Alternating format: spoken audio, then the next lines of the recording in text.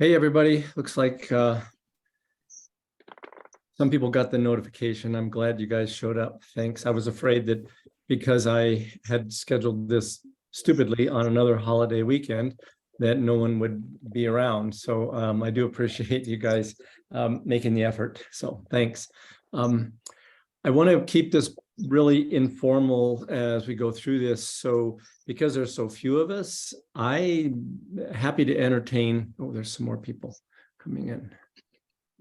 I'm happy to entertain questions as we go along in this thing because there's what, maybe 8 of us or 9. So feel free to, I think the simplest way, I may not notice that you've sent enter something in the chat. So just chime up there, let me know that you've got some questions, and I'll stop and answer. I think we can, I want to make sure that I'm addressing everybody's, the things that people want to talk about too, and not gloss over things that some people think are important that others, that I might not be paying enough attention to. So that being said, let me get started with here. I'm going to scroll ahead a little bit to where we left off. This was our last slide.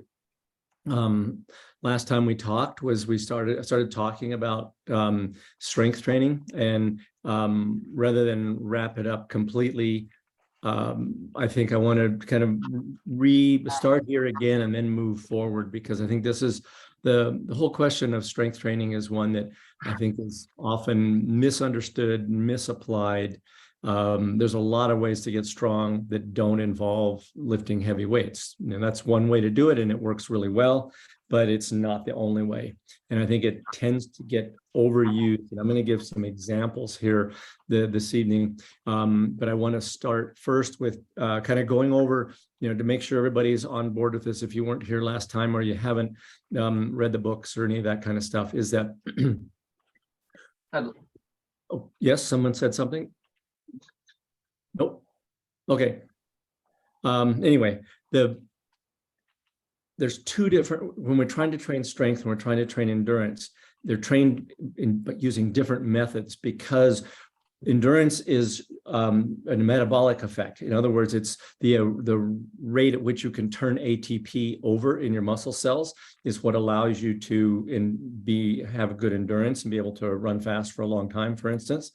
Whereas strength is really a neurologic effect. In other words, it's basically, by strength training, you're training your brain to be able to recruit a higher percentage of, or a larger number of motor units to apply the force. And so they're trained in completely different ways. And the reason strength is important is that speed is a function of strength. And if you're not very strong, then there's a good chance you're not going to be very fast. However, there's a little more nuance to that, and that is because strength in and of itself isn't the determining factor of speed. Power is the determining factor of speed, and the difference is, power is the rate at which you can create force. And whereas strength is just that force. And so I think I left off last time with a discussion, or talking about the simple deadlift, the exercise of deadlifting. And so when we're lifting a really heavy weight off the floor in a deadlift movement, or squatting, or any kind of strength movement, when it's near your maximum strength, then what's going to happen is the movement is going to be very slow. And there's a school of thought that I tend to subscribe to, is that just training your brain to apply this force very slowly doesn't necessarily translate over well to developing power.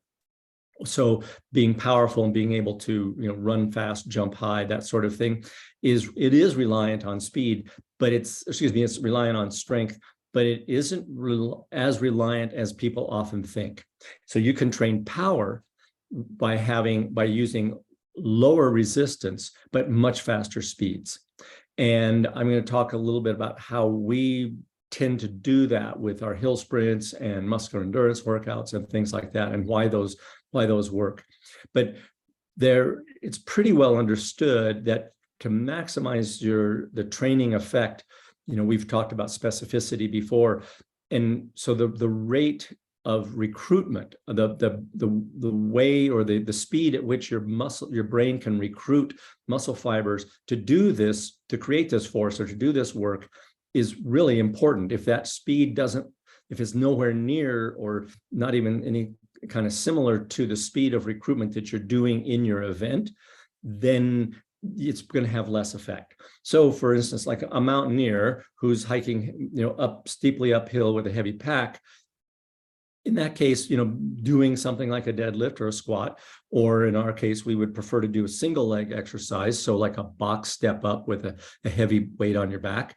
That is going to be much more beneficial in my experience than doing that same sort of thing for someone who's trying to learn to, let's say, run fast. So anyway, that's sort of the kind of the background. I just overlapping a little bit with what we finished with last time. Now, I want to share something with you. I think most of you are familiar with our coach, Jack Kunzel. And so Jack went into the gym the other day. Actually, I think this was just 2 days ago. He sent me these little videos that I'm going to share with you. So Jack has not deadlifted in 5 years.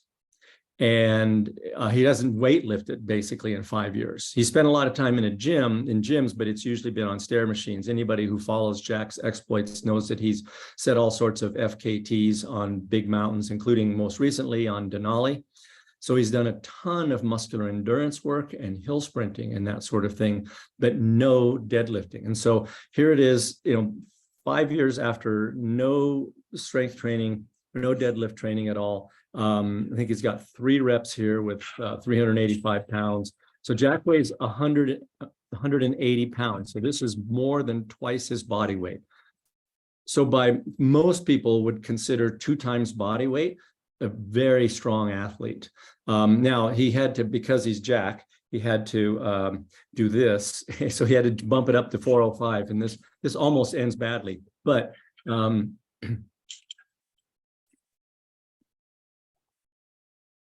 can tell here is not the best technique, but that's not the point. This wasn't a technique video. The point being is that with no weightlifting of any kind, but certainly no strength weightlifting for his legs and back and that sort of thing, no deadlifting, in 5 years, he could pull off these way more than 2 times his body weight. And why is that? Well, what we have found is that these activities like heavily weighted carries, the gym muscular endurance workouts, the routine, hill sprints, there's a lot of ways to get strong that don't involve lifting weights. So I wanted to use this. It just happened. It was very fortunate. I actually texted Jack this evening and said, "Hey, do you mind if I put these videos out there?" Because he didn't intend them for public consumption. But the point being that I think people get locked into ideas about how to get strong, and especially people whose whole fitness routine takes place inside the 4 walls of a gym. And I've seen for years and years, strength training coaches and fitness trainers and that sort of thing who live in gyms and work in a gym and create this mindset is like that the only way to get strong is to be doing this, lifting heavy barbells. Actually, when I was coaching for the U.S. ski team, I was at the what they call the Center of Excellence in Park City, Utah, which is the U.S. ski team's headquarters. And they've hired all these special strength coaches that have come from power and speed sports like the NFL and that sort of thing. And they were taking these young cross-country skiers. I mean, these are not young. I mean, these are in their 20s, and teaching them how to do Olympic lifts. And an Olympic lift is a cool thing to be able to do. It's a great, I think for most people it'd be like a party trick. If you're not an Olympic lifter, if you're an Olympic lifter, of course, it's your sport and it's super important. It's a technically both the clean and jerk, but especially the snatch, are really difficult lifts to learn. So you can spend a long time learning the technique properly so you can do this. So these guys, these strength coaches, had these skiers whose sport looks nothing like, you know, Olympic lifting. I mean, Olympic lifting can make you very powerful, but they were spending hours and hours and hours with these skiers, and that was hours and hours and hours that these skiers could not be training for their sport. And I felt like it was a real, you know, mistake. And you know, most of the skiers eventually left, stopped doing that because they realized, hey, it's not making me any faster as a skier. It might make me a better Olympic lifter, but that's not my sport. That's not what I do. So just be aware that you can build strength by doing other things than going into a gym and lifting heavy weights. So now let's talk a little bit about training for power. So power training, even more so than strength training, like this is the highest quality training that an athlete can do. By quality, I mean it's the highest intensity. It's the biggest demand on your central nervous system. And as a consequence, I think I'm blocking your view there, sorry. Anyway, oops, sorry, I went back to, there we go. So it's, because it's such high quality and requires you to be rested and well focused, it's not the kind of thing you can go into. It's not like going out for an easy, you know, recovery run in the evening after a hard day at work. Oops, I got a typo here.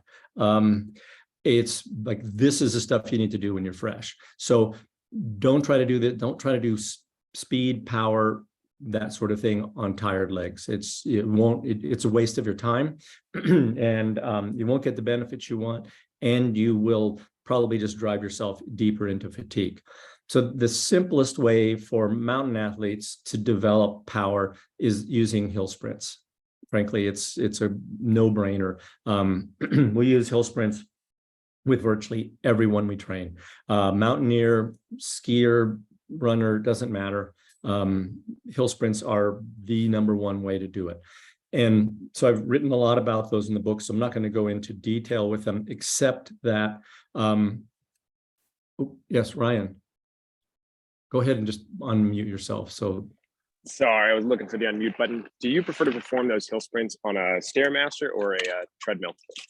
it's really hard, unfortunately, it's really hard to do these sprints on gym machines, because those things, you know, like when you sprint, you're going to be going as fast and as hard as you can up that hill. Well, the stair machine doesn't respond that quickly. And remember, these sprints are only 10 to maybe 15 seconds long. So it's very hard to get you'd have to have the treadmill running at super fast speed and then hop on it and sprint up it and then jump off of it before it threw you to the ground. So perfect. So it's just useless to try.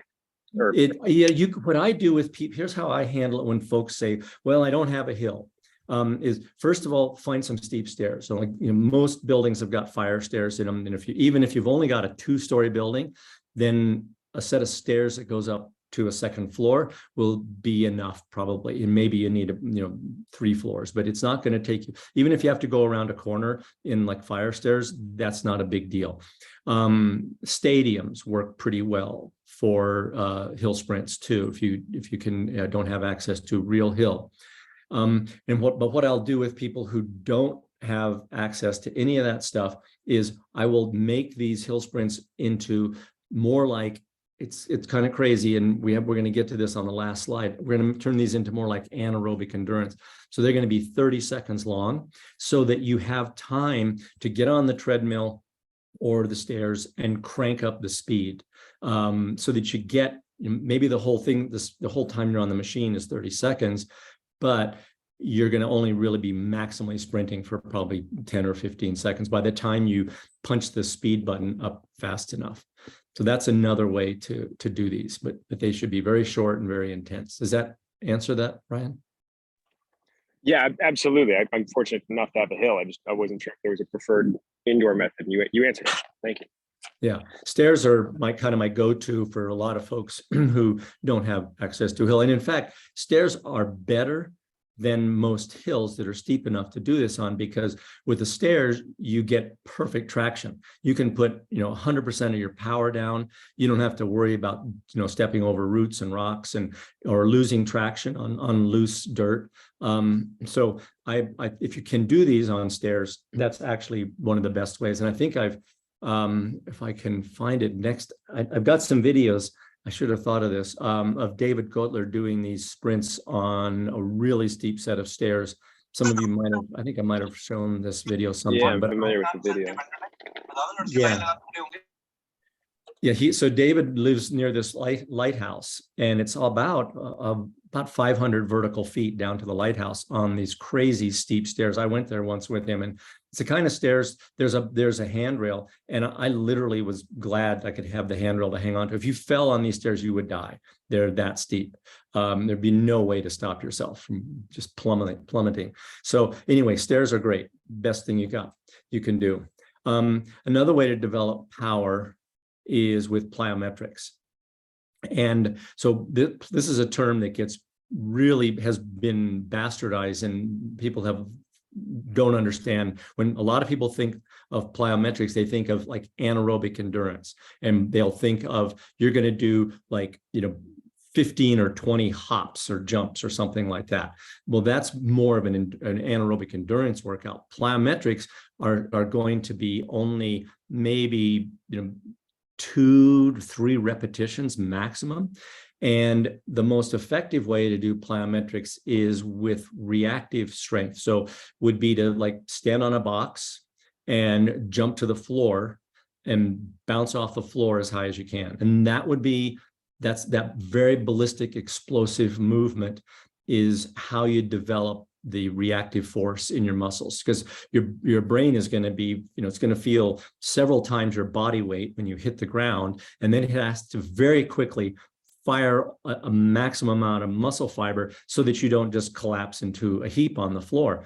And if you bounce off the floor as high as you can, it's also having to not only absorb that energy with the eccentric contraction of your weight hitting the ground, but then it has to turn around and release that energy into an explosive upward movement, And so plyos are not many repetitions. Maybe you'd hop twice, but not what I see a lot of times people calling plyometrics, where they're doing a dozen jumps or so. That's more like a muscular endurance or anaerobic endurance type workout. Plyometrics were invented by a Russian sports scientist named Yuri Verkhoshansky. He called it shock training, and he did this with a lot of jumpers and throwers on the field events. And if any of you ever, I'm putting together a bibliography that I'll be putting on the website here pretty soon with a little explanation of what I find useful in each book. Well, one of my favorite books is a book by Yuri Verkhoshansky called The Special Strength Training Manual for Coaches. And in the book is a picture of one of his jumpers. I think the guy's like a hurdler maybe, or a high jumper, I can't remember. And he's leaping into the air, and his head is above or about equal to the rim of a basketball hoop, and he's touching the rim of the basketball hoop with his foot. And that's because that's what he was using this shock training for. And it's interesting that it also got adapted, like the Russian male ballet dancers are known for their jumping. And he was instrumental in training like Baryshnikov and some of the other great Russian ballet dancers. And there's pictures in his book of those guys, so high off the ground. It's crazy how much they look like they're flying. But so this guy knows a lot about plyometrics because he's the granddaddy of it. But anyway, that's how you train for power. It's low repetition, high volume, long rest in between. So you need to make this not become an endurance workout. Now, that being said, that the gym-based muscular endurance routine that is in the books on the website, I'm sure most of you have seen it or heard about it. Maybe you've used it yourself. it does, because it's jumping based, you have to have that reactive and ballistic movements to it, where you're having to absorb the load as you land and then jump back into the air. It does help build power. It wouldn't be the optimal way, but on what I have found, myself included, is that for most endurance athletes, it's a great way to build power in your legs, because most of us are not very powerful. We're super slow twitch, and we tend to be, we have never really done much power training. So it will have that effect of increasing your power. And one of the ways you'll notice it is it will increase your, let's say you're a runner, it'll increase your stride length a little bit. And so you might find that, even at the same heart rate, same intensity, I'm running a little faster than I was, 3 weeks ago before I started doing this gym muscular endurance. And so I have found that kind of crossover effect. Okay, I'm going to move on if anybody doesn't have any questions about power training or strength training. Okay. So recovery. Sorry, Scott, just before you move on, I was trying to gather my thoughts. It's Robert here. Hey, Rob.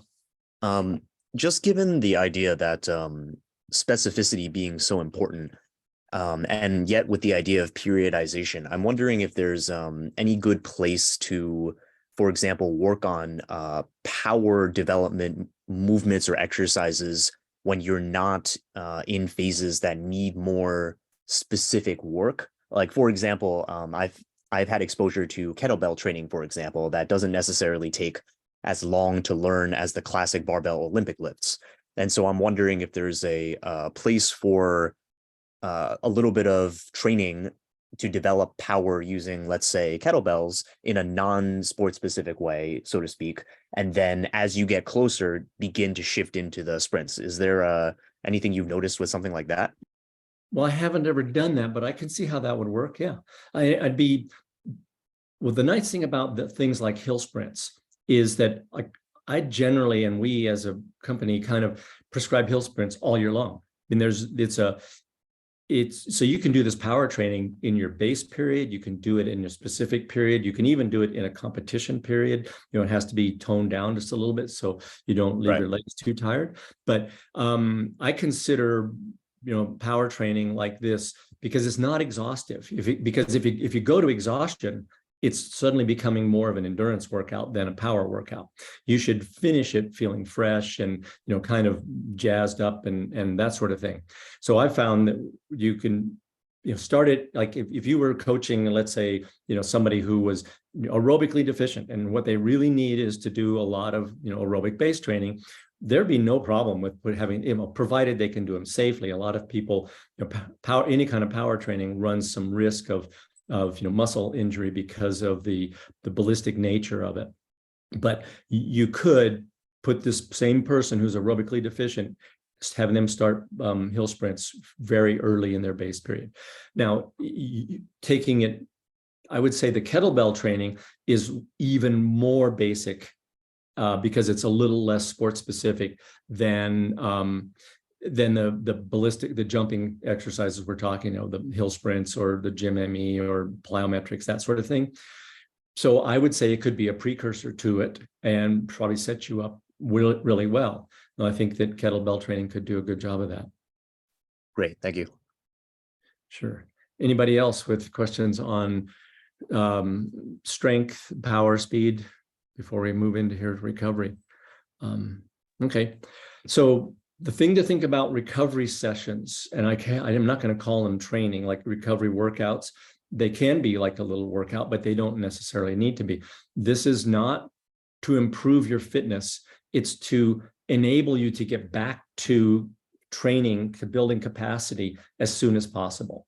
And how long it takes to do that is going to be completely individual. It's going to depend on, just how deep did you push yourself into the hole of fatigue that you need to recover from, which is going to have to do with, the training load you're accustomed to, how much, did you greatly exceed your body's current capacity and so as a consequence, it's not going to, it's going to take you 72 or more hours to recover from this thing you just did. Maybe it's a 6-hour run in the mountains, maybe it's a really hard muscular endurance session, or maybe it's a race. But you need to pay attention, because without proper recovery, applying a new heavy training load without proper recovery is only going to delay the recovery and diminish the effect of the training. So one of the ways I think to tell if you're doing a decent job at your recovery session, and I'll tell you about some of my favorites, is, do you feel better, at the end of it? Let's say you went for an hour-long walk today instead, because your legs were pretty tired from whatever you just did, and at the end of it you actually feel better, or maybe even not even at the end, but by the next morning you go, oh wow, I do feel better. That super low intensity aerobic work does seem to have a restorative effect, and it can sometimes be delayed 12 to even 24 hours. So I'm a big believer in the importance of recovery. This is what keeps people from getting the most benefit out of their training. And one of the problems is we see what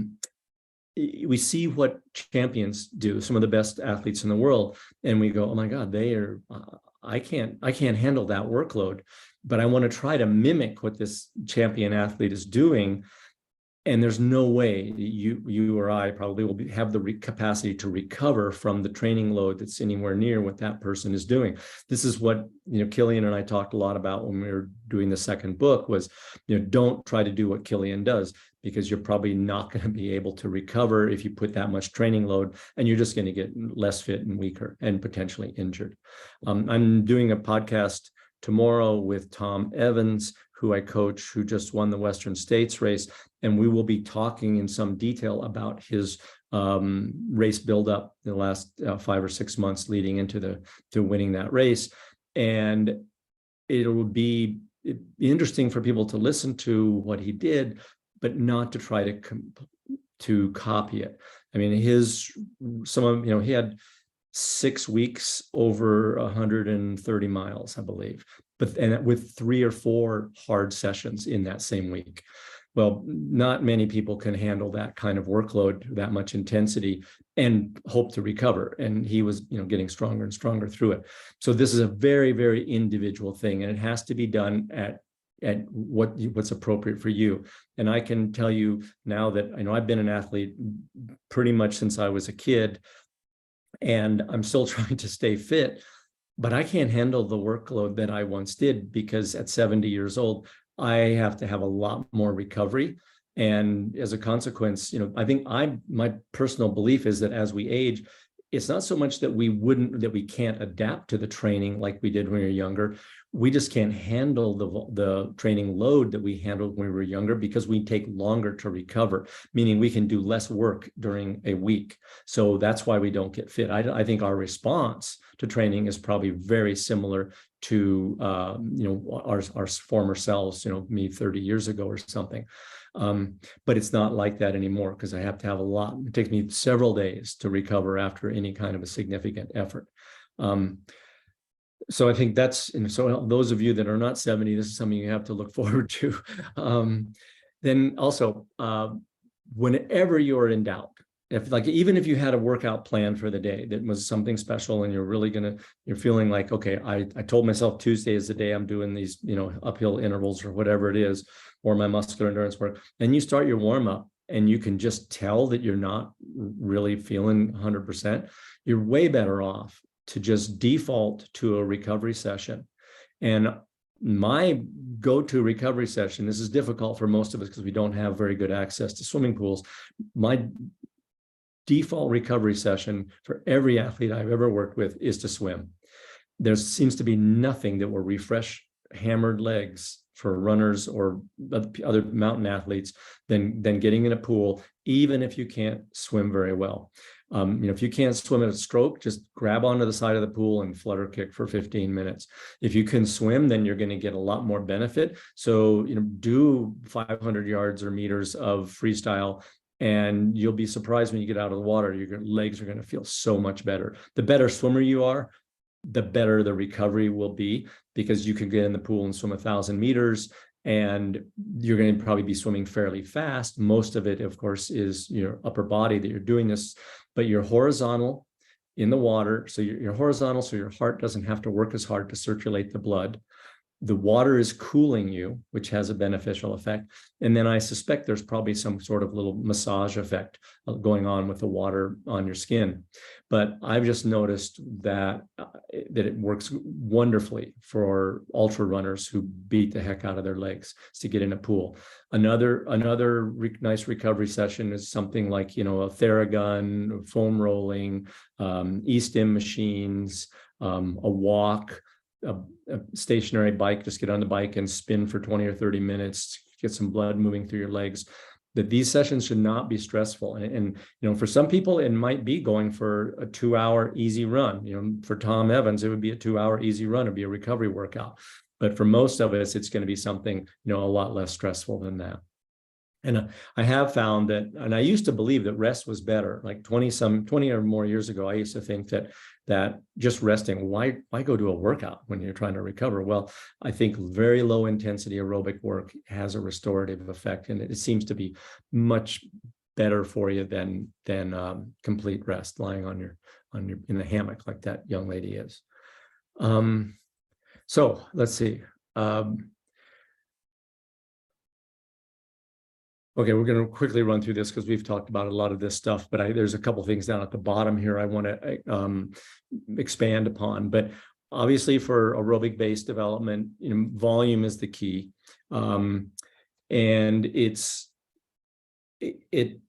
can be done, in a interval style or repetition style, but generally this is the kind of stuff, aerobic-based work is just you're going to do a high volume of low to moderate intensity work in zone 1 or 2.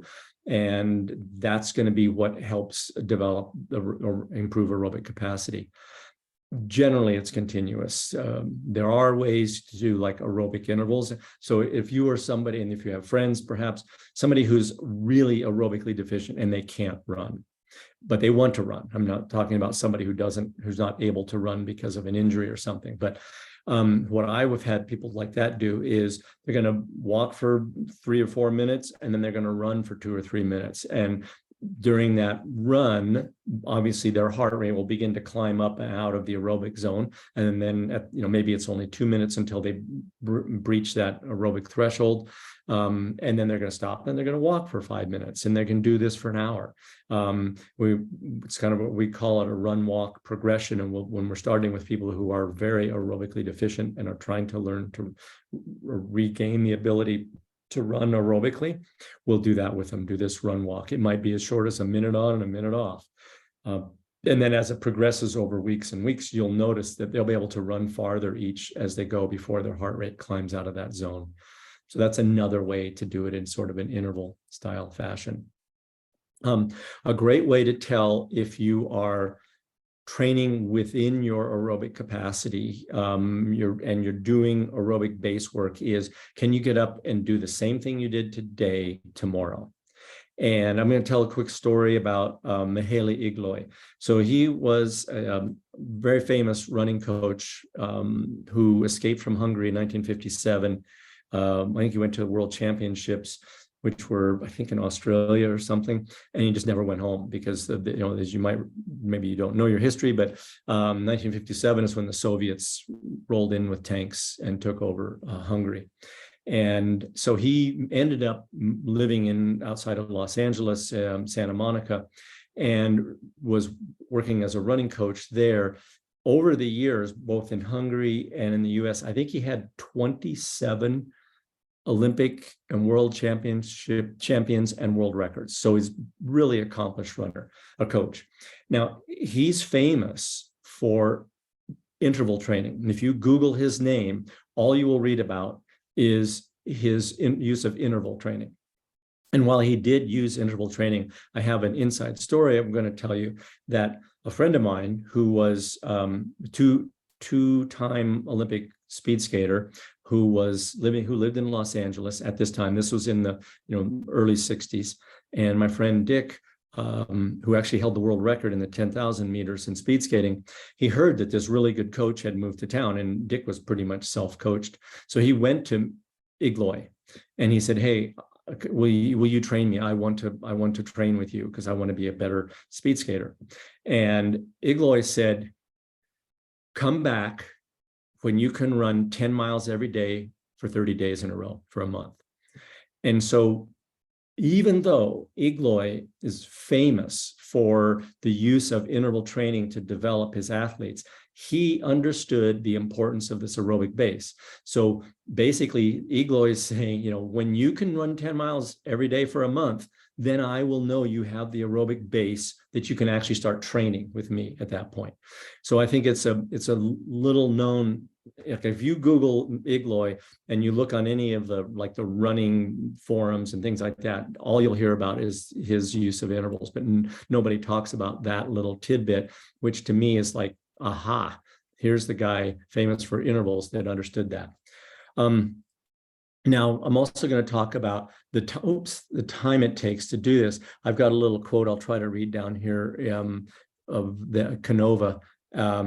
So when I was researching, I remember this, I had to find the quote, but basically Canova said, a man needs, and forgive the use of man, meaning an athlete. His first language is not English. A man needs 10 to 12 years for building his aerobic house. If you are Geber, meaning Haile Gebrselassie, who was one of the greatest distance runners ever, your house can have 60 floors. If you're a normal athlete, you only have 10. If you're an absolute non-talented person, maybe 3 floors. And then, gosh, I wish I could see. Oh, yeah. In any case, the time that you have to spend for building your house is the same. So what he's saying here is this base, this base that you build is it's the house. And I know in one of his other comments, or maybe it was a lecture I was at that he gave once, where he said, so Gebrselassie got this skyscraper of 60 floors. His base is so huge. And he said that when he does his specific training, all it is like going in and rearranging the furniture in the house. It's not like all the work is done. All he's doing is like changing the carpets or the furniture, or the drapes or something like that. And that was why Gebrselassie could run everything. He started off as a middle distance runner, and moved up to the marathon. But he could move through all these distances because he had this 60 floor mansion, this giant base. So another case of that, Phil Maffetone. Some of you might have heard I've done a couple of podcasts with Phil. He's famous for the math formula for the maximum aerobic function formula. He's the person who in 1983 or 4, I think, introduced me to the concept of aerobic deficiency. And I think he coined the term, and he's written tons and tons about it, several books. Well, he was the coach of a very famous triathlete in I think it was the 90s, Mark Allen. I think Mark Allen's the 6th or 7 times Ironman champion in triathlon. And Maffetone was his coach, and over the course of 10 years, this echoes now what Canova just said about needing 10 years to develop this. Over the course of the 10 years that Maffetone coached Mark Allen, they saw his aerobic threshold pace increase every single year with just the base. That's how they would know when it was ready to start his specific training. Is they would see his aerobic base, or his aerobic threshold pace increase, and then it would begin to plateau. And then they'd say, okay, well, we've ridden that aerobic based horse as far as we can in this training cycle. Now we're going to switch over to some, more specific training intensities for you. But over 10 years, you continued to improve. So already an elite athlete could see gains in his aerobic base for 10 years. Now, most of us aren't going to have the ability to train like a professional. They're not going to be training 20 some hours a week. So what I have noticed is that doing some of your training, and this is really important, that some word is important, some of it in a fasted state can help jumpstart the aerobic capacity, improve your aerobic capacity, gives you a little boost, because by starting, let's say these fasted workouts typically be done first thing in the morning. So you've been fasting overnight. Your muscle glycogen stores will be somewhat depleted, but your liver glycogen stores will be quite depleted because during the night you've been using that liver glycogen because your brain can only really run on glycogen. So during the night you've depleted your liver glycogen. So you go out and you start this fasted run or workout first thing in the morning. It's always got to be in zone 1 or 2. You don't want to do high intensity training in a fasted state unless you know you can handle it, but there's problems with that in that it'll reduce your performance and delay recovery. But back to the zone 1 and zone 2, these fasted sessions. So when you start off, as soon as your muscle glycogen begins to be depleted during this run, let's call it, there's no reserves because the liver glycogen's already been depleted overnight. So there's really nothing to replenish the diminished muscle glycogen stores. And as a consequence, your body needs the energy for something. And so it develops the enzymes that help break down fat in the process called lipolysis. That then the fat can be used more for energy production. Now, where I've seen this beneficial is for people who are unable to do more than, let's say, 3 or 4 or 5 hours maximum of aerobic based training in a week. And so for people like that, maybe they can do 3 hours a week spread out over 7 days.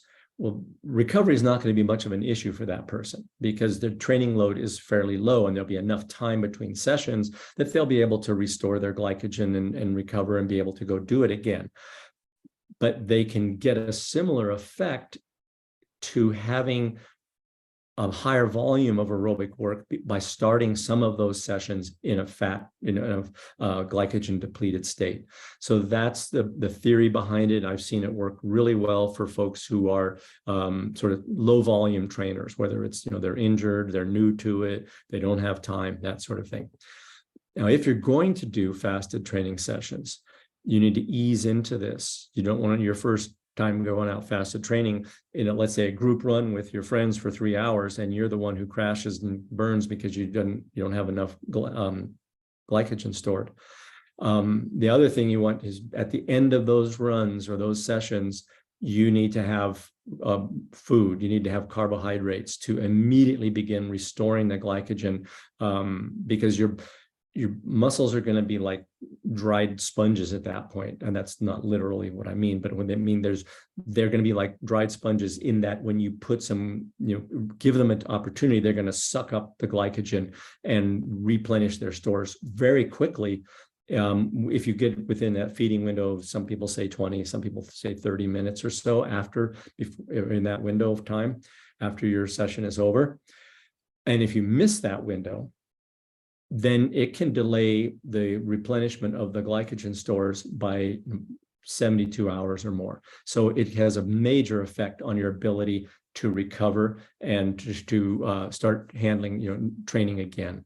So, when you go to the trailhead, have some kind of a drink or bars or something in your car. So when you get back, you can get back in the car at the end, you can get some carbohydrates in.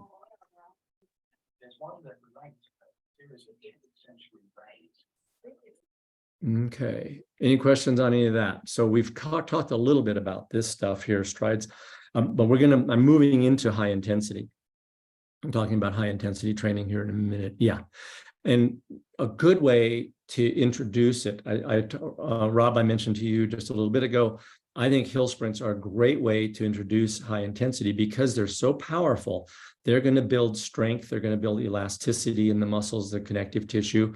And they can be started very early. And because you're running uphill, the impact loading is nowhere near as high as it is if you're running on the flats. Like doing flat sprints, there's a lot of risk, especially hamstring. It's very easy to pull a hamstring sprinting on flat ground, whereas it's much harder. You're more likely to pull like hip flexor, groin muscle or something sprinting uphill, but most of us, I haven't seen that happen very often. So when you're doing your sprints, do them uphill. Now, another way to add little bit intensity is like the next thing I would add is strides. By strides or pickups, I learned the term pickups because basically what it means is you just pick up the speed a little bit during the run, but runners typically call them strides. And what that means is you're going to accelerate up to what feels like kind of a fun, fast pace. Maybe it would be like a 5 or a 10K pace during a normal, zone 1 or 2 aerobic based training run. You would accelerate up to this sort of fun fast where you get up on your, the ball of your foot, and you're running and you go, oh yeah, I'm no longer shuffling. I actually feel like I'm running now. And you hold that speed for 10, 15 seconds and then slow down. You probably need to walk a little bit afterwards and then start running slowly. Take at least 3 minutes of easy walking and running or running between strides. And in let's say a 30-minute run, you could easily stick 4 or 5 of these things in there. And in an hour run, similar. I mean, don't usually go much more than 5 or 6 in any kind of a run, but this is a great way to start increasing your stride length, adding more power into your running, and getting you prepared muscularly and neuromuscularly for higher intensity work. And so these are the ways I begin to sprinkle intensity into people's training. So now we're going to talk about the kind of elephant in the room, high intensity training. And I think it's really misunderstood. And I'm going to use this quote. I've quoted this in the books, and this is by Per Olaf Ostrand in his textbook of work physiology. And basically what he's saying here is we don't really know whether it's better to maintain an intensity level representing 90% of some of you might notice I'm pretty dyslexic and bad typer. 90% of the max VO2 for 40 minutes, or is it better to go to 100% of max VO2 for 16 minutes? So this was in 1970. And this is one of the granddaddies of modern exercise physiology. And he couldn't answer this question after a career of studying it and writing about it. And we still don't know. Now, every coach will have their favorite ways to develop, to use high intensity training. But what I want you to understand is there are many ways to go about this. And I want to try to talk about some of them. I'm going to talk about the ones I've had good luck with and not so good luck with. So one of the most important things is, how the heck do you know how hard is hard? How hard are you going? How do you control the intensity? How are you monitoring it? And so the normal way people have done this for years is what's called RPE, the relative perceived exertion. So like we all know what hard feels like to us, but maybe you don't need to go, as most people I've found, you don't need to go as hard as most people think they need to go. So RPE can be, unless you're very experienced at this, going off of RPE is a little bit risky and challenging.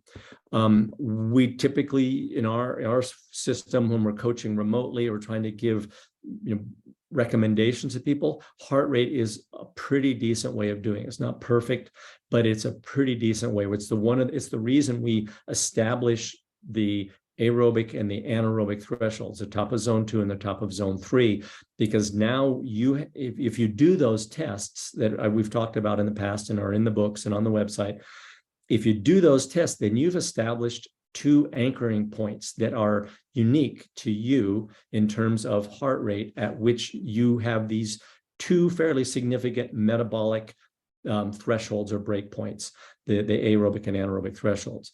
And that allows you to effectively kind of dial in your training intensity. And we'll get to talking about the difference between zone 3 and 4 here in a minute.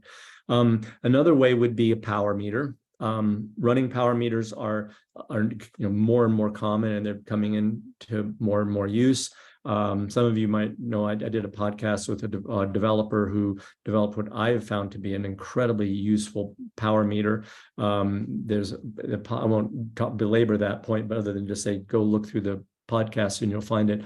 It's Austrian, I think he's Austrian. I'm probably misquoting here. Sorry, Marcus. I think he's Austrian, might be German. He's a physicist and he's a trail runner, mountain runner, and he developed a really cool power meter, but it only works in Garmin watches. It's basically software you load into your watch. But that can be useful. I mean, if we were cyclists, then you know that all cyclists, good racing cyclists use power meters, and because it's a direct representation of the intensity you're working at. We don't quite have it as dialed as that, but it's getting better. The other, if we were road runners, for instance, would be pace, because that's again a direct reflection of the intensity, the metabolic system that's providing the power you need. But one thing, all high intensity training, zone 3 or zone 4, is that it will immediately begin to improve your performance. And it's because it's pretty much utilization training. It's utilizing whatever capacity that you've built leading into the beginning of the high intensity training. And I'm going to talk about why I prefer different types of it. But again, you'll get a different story from lots of different coaches on this. And let's see here. Okay, so let's talk about interval training. Now, this crazy picture. So these are the guys that actually invented interval training. So Rindahl and Gerschler, they're Germans. They did this in the 30s. And this is an entertaining picture. You'll notice they've got this guy, and this guy's actually a runner. I've forgotten what his name is, but he was quite a famous runner. He's lying down, and there is an X-ray machine pressed against his chest. And you notice that both of them have lead vests on to protect themselves from the X-ray. But the poor guy on the table is getting blasted by X-rays. And what they're doing is they're watching his heart and seeing how his heart responds to this training. And what they did was they would have the athlete pedal this. You see he's on a stationary bike. You can kind of see one foot there is clipped into a pedal. Pedal as hard as he can for about, I think there was like a minute or so, and they would get the heart rate up to 180. Now remember, this was back before heart monitors or anything, and they acted like everybody had the same heart rate. So they would give this prescription is get your heart rate to 180 over the course of about a minute, and then rest until it drops to 120, and then start over again. And once it takes longer than 90 seconds to recover to 120, the workout's over. Now, here's what they found was that, and they would maybe do this, the 10 or 12 repetitions before the athlete gets exhausted and the heart can't respond. But what they found was that the benefit came during the rest interval. Consequently, interval training means when the term interval is the rest interval. People have since then gotten it all backwards. They talk about the interval being the work period, but it's actually the rest interval. So, but during the rest interval, the heart would be trying to catch up. I mean, that's probably not the right term. It's trying to catch up to recover the oxygen, to restore the oxygen level in the blood that's going to the working muscles. And so as a consequence, during the rest interval, the heart would expand farther. And so it's like a strength training session. So the stroke volume would increase due to this type of interval training. And since stroke volume is probably the big limiter to max VO2, they found that they could increase the athlete's max VO2 by doing this type of interval training. And then they went on in the 30s and 40s to produce a number of Olympic and world champions using this method. It was usually in the really short distances like 400, 800, and I think the 1500 meters. But anyway, so that's where interval training came from. This is nothing new. Interval training has been used by thousands of athletes for since the 30s. And it's not magic. It just but this is the way, that was the way they interpreted. They weren't looking at how the muscles were responding. They were just looking at, the heart muscles, what they were looking at, because they thought the heart was the limitation to being able to do more work. I'm in the process of writing a bigger paper about max VO2 and the different limitations to exercise that will come out. I'll put that out later. But But when you start thinking about adding high intensity training and interval training, you need to be cautious of looking at all these studies that get done. And the reason is that typically they are done on maybe healthy, maybe even sedentary, but probably college students who are not training, because you're not going to get elite athletes or even very fit athletes to take part in, let's say, an 8-week or 12-week study, because that's going to interfere with their training. So they tend to recruit non-athletes and do this type of training with them. So they'll introduce a training regimen to the study group, and then they'll see what happens. Now, the reason that max VO2 has an outsized importance in the public's mind is that typically what they do is they measure these test subjects' max VO2, then they put them through 6 or 8 or 10 or whatever weeks of this training they call intervention, have them train a certain way for that period of time, and then they measure their max VO2 at the end. The reason max VO2 is chosen is partly historical, which I'll explain in that article that I write about, but it's also partly, it's easy for them to measure. And the oxygen that your muscles take up and use during exercise is correlated with your, not so much with your endurance, but your maximum aerobic power. So they use max VO2 because it's an easy way to do this. Now, if you're doing it with athletes, you would typically want to do a performance measurement, like, okay, we're going to do a 1-mile time trial or a 5-mile time trial or something before and after the training intervention. But they don't typically do that in these studies. So it makes a lot of the studies that get done that say, oh, here's the magic formula for interval training. We did this with a bunch of college students, and here's what we saw. So then the next thing you know, that makes it into some publication, and everybody says, well, look at this. Must be the best training. But it's not that simple. Now, one of the things, you know that I'm really big on muscular endurance training, and I have a pet theory that a lot of the benefit that comes from high intensity, whether it's zone 3 or 4 training, is a muscular endurance training effect. There's also a central, like pumping, your heart it gets a training effect as well. But like you can imagine, if you run uphill hard for a few minutes and stop and rest and then do that again several times, you've all done this kind of thing or something similar to it at some point, and your legs will get very heavy and tired. Well, that's because you're experiencing, you will also be breathing really hard and your heart rate will probably be quite high, but you're going to feel this limitation in local muscular fatigue in your legs. Now, the reason I prefer, and we almost always use a base of muscular endurance before we do the high intensity interval training, is that we feel if we can improve the fatigue resistance in those propelling muscles, in this case, the legs, if we can improve the fatigue resistance in those muscles, then when we shift you into a more traditional interval training protocol, the legs are no longer going to be the limitation that they were going to be before. And as a consequence, you're going to get a bigger training effect, a bigger global training effect, a cardiac effect too. The disadvantage in my mind of relying on a longer duration of the traditional interval training is that anybody who's done high intensity training knows it has a big global fatigue load, meaning it's quite hard to recover from that sort of thing. And so, you're going to, it's really taxing on the athlete. And I can tell I'm going to run out of time again before I get into all this other stuff. I hope this is okay that I'm going down these rabbit holes, because this is stuff that I, don't often get a chance to talk about. But I think for you, this group that's with me tonight, I know you guys are curious about this stuff. So I hope this is effective and you're okay with me belaboring some of these points. But I'm going to try to wrap up here 1 or 2 more slides. So this is my preferred training intensity for high intensity work, and I'll explain why.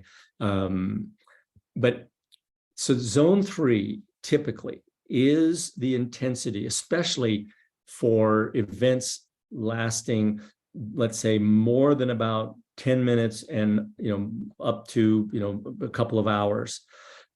This is the intent. This is the zone of intensity that you're going to probably be working at when you're at your limit in those kinds of events.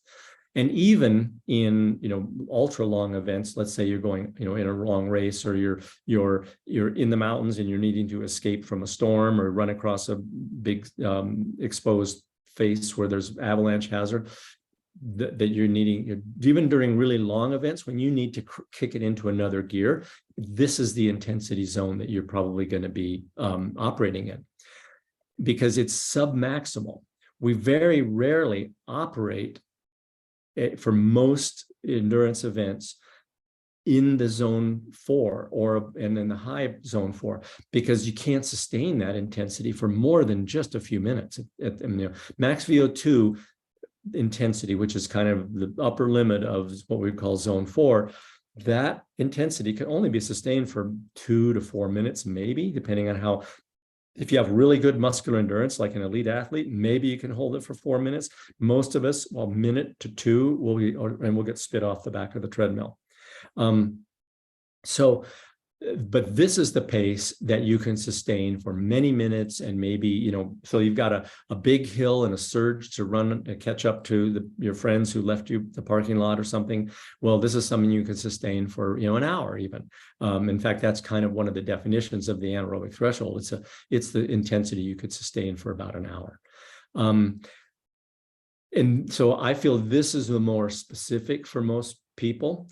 It's also significantly lower global fatigue load than going into zone 4.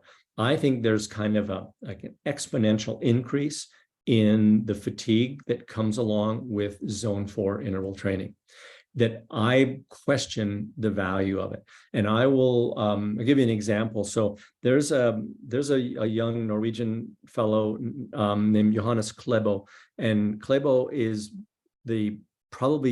he's quite young. He's still only like 23 or 4. And I think he's probably surpassed, he's probably already become the best cross-country ski racer in history, even at that young age. He's almost unbeatable in every event. And I have a friend who he came over to Park City, Utah this year to train at the Soldier Hollow, which is the Olympic venue from 2002. They have paved roller ski trails so it's a World Cup ski course, which is extremely hilly and pretty scary downhills. And it's all paved for roller skiing. And so he came over there to train, and a friend of mine who used to be affiliated with the US ski team knows his coach, and they said, hey, would you go, make sure everything's, everything's working well for him there, just kind of make sure he's got everything he needs for his training. So my friend Luke was there with him and was actually roller skiing with him and kind of looking at what he's training. So remember, cross-country skiing is probably the most intense endurance sport there is, because the climbs on some of the hills might be 2 to 4 or 5 minutes long maximum, and then there's a downhill, so they recover, so they can pin it to red line. They can go at what's considered super maximal intensity, higher than max VO2 intensity. Now they're not operating at higher than max VO2, but they're operating at a power level or a speed level that's higher than their max VO2 speed or power, because they can recover on the downhill. And they do this over and over and over again in races up to 2 hours. So it's a very high intensity effort. And this is the best guy in the world by a long shot. And so he was doing a lot of his interval training there, and he uses a lactate meter. And I don't know if any of you have read that article I wrote about lactate meters. If you're interested in that stuff, there's some info there. But generally, for most people, the dividing line between zone 3 and 4 will be somewhere in the 4 to like 6 millimole range of lactate concentration in the blood. So anaerobic threshold for a lot of folks maybe be in that 4 to 6 millimole range. Well, Klebo was doing his high intensity interval sessions with a blood lactate of about 2.5 to 3. So most people would say, well, that's not very high intensity. But what he's trying to do is he wants to be able to ski really, really fast and not make much lactate. And when you, so he can, that way he can handle a high volume because lactate levels are fairly low. And because he's in this zone 3 intensity realm, he can handle a high volume. And this is something that I'll be talking about when this podcast I'm doing with Tom tomorrow. We didn't do any high, zone 4 training, but we did a ton of zone 3 training because he can recover so much quicker from it. Quite a few weeks, we did 2 sessions each week. So on Tuesday and Friday, a zone 3 workout in the morning and a zone 3 workout in the afternoon. And then Friday, zone 3 in the morning, zone 3 in the afternoon, because he can recover between sessions. And so he could do several hours of zone 3 zone 3 intensity at a very fast pace. He was running at about a 3-minute kilometer pace doing this. But he could handle this huge volume of like literally hours in 1 week. Whereas if those had been in zone 4, we might have been lucky to get, an hour. We could maybe do 2 sessions a week, and we probably couldn't have gotten an hour, probably a half an hour in zone 4 because the fatigue load is so high. So this is I'm going to wrap up with this, but this is why I typically use zone 3 for high intensity training for all the athletes, except there'll be some super short, super high intensity work, but that's a minuscule amount. You might remember Killian wrote about this in the book that he might do 1 or 2 workouts like that in a year. So it's really almost insignificant compared to the kind of volume that you can do here. And as you might remember in the book, Killian talks about this is what he does, where he gets his muscular endurance training effect is from zone 3, because it's a whole long duration, high volume. Whew. Okay. I also felt like I'm a little bit rushing through tonight, and I still have, I think I only have a handful of slides here that we could wrap up next time and go through more before we start the next section.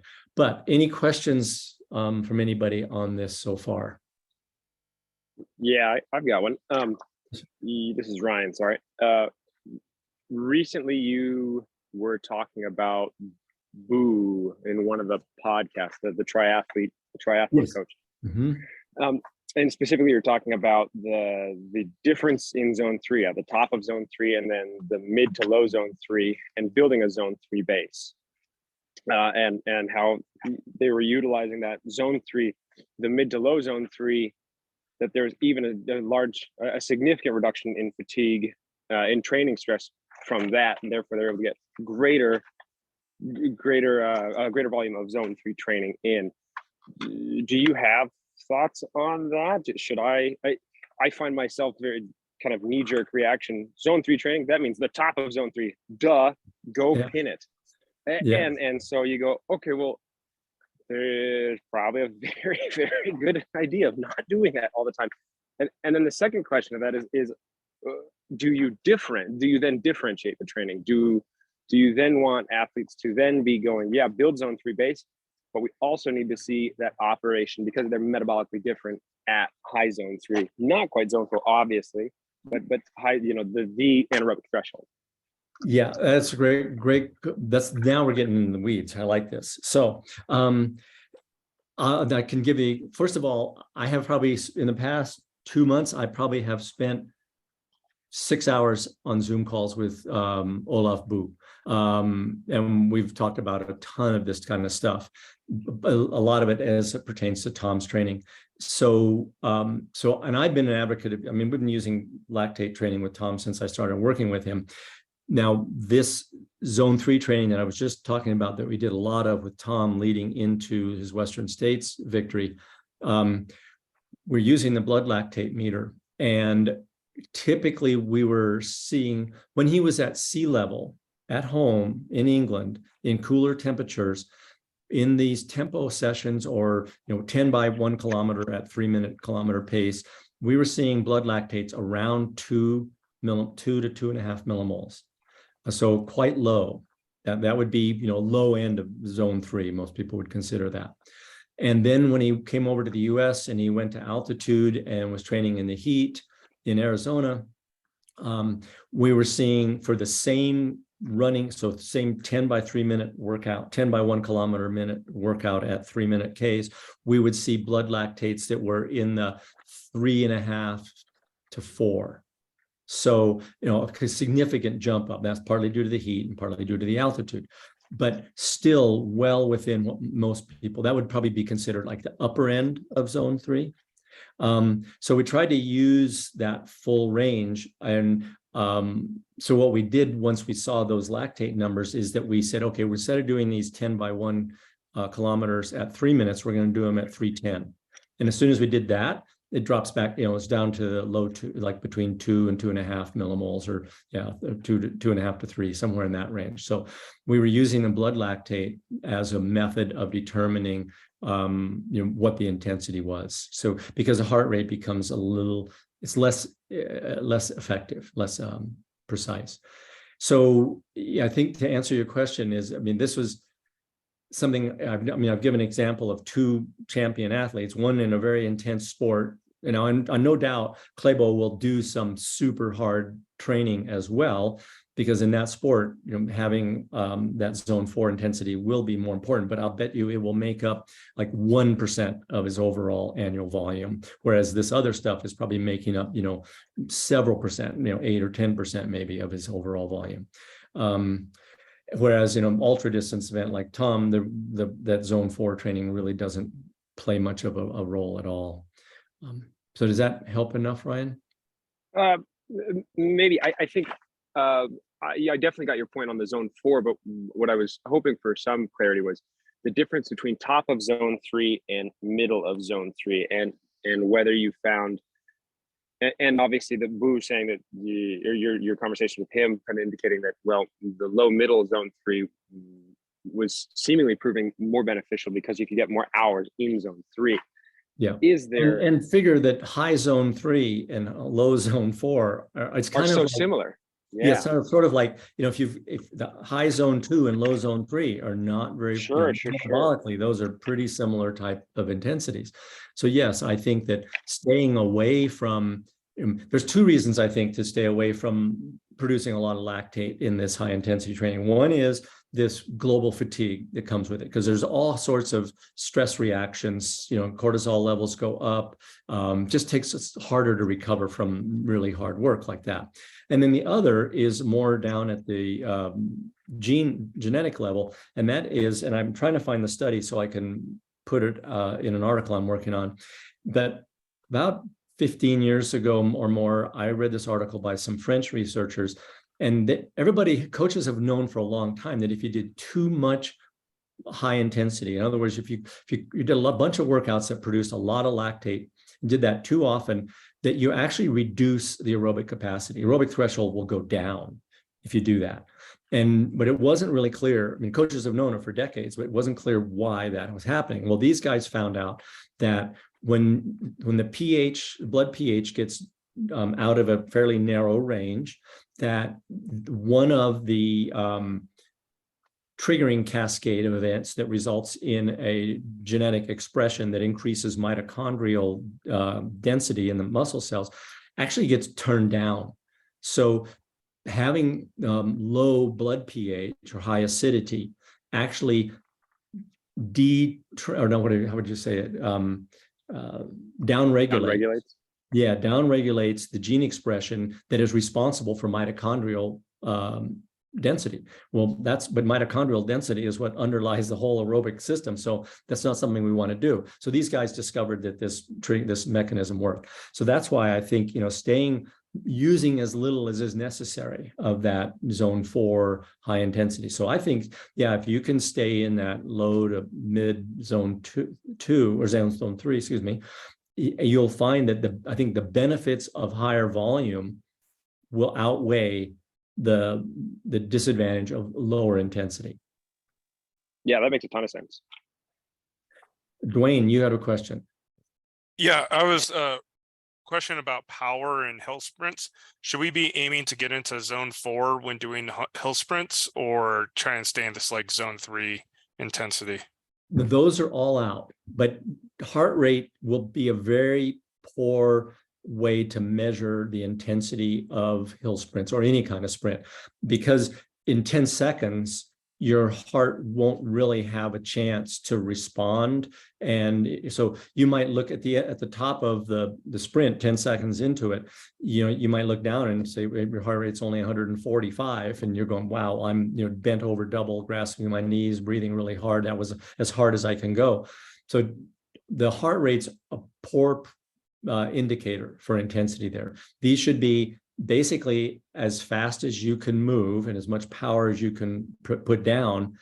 And then you want a long recovery, at least 2 to 4, somewhere in the 2 to 4 minute range, so you can reproduce that same power over and over again. And what I do usually is have people make a line in the dirt, and after like this first or second one. And when you can't reach that line anymore, even though you're resting a long time, then the workout's over, because you've exhausted those muscle fibers or the nervous system that recruits those fibers. You've exhausted that whole system to the point where you can't produce that power anymore. So you've done the training effect. Maybe it's only 4 repetitions, maybe it'll be 8 repetitions. But so don't think about heart rate for that super high intensity power stuff. Does that help? Thank you. Yeah. Okay. Well, I really appreciate all you guys showing up on a holiday weekend. You're my favorites. Thanks. And if you got any questions, feel free to email me or save them for next time. And we'll wrap up this session. I might have by then a little more information. I'm working on another article on max VO2 and why it's so misunderstood and misused. So I might be able to expand a little bit more on that. I'll also see if I will find that video of David Gotler on his lighthouse stairs and share that with everybody too, because I think it's pretty cool and it's indicative of what these things should look like, these sprints. But anyway, any last questions before we all part? And I wish everybody a happy 4th of July. Are we good? Okay. Okay, everybody. Have a great week, rest of your week. Happy 4th, everyone. Thanks. Yeah. Happy 4th. Okay. Thanks, Scott. Bye, all. Good night. Thanks, Scott. Have a good one. We'll see you. Bye-bye. Thanks, Scott. Yep.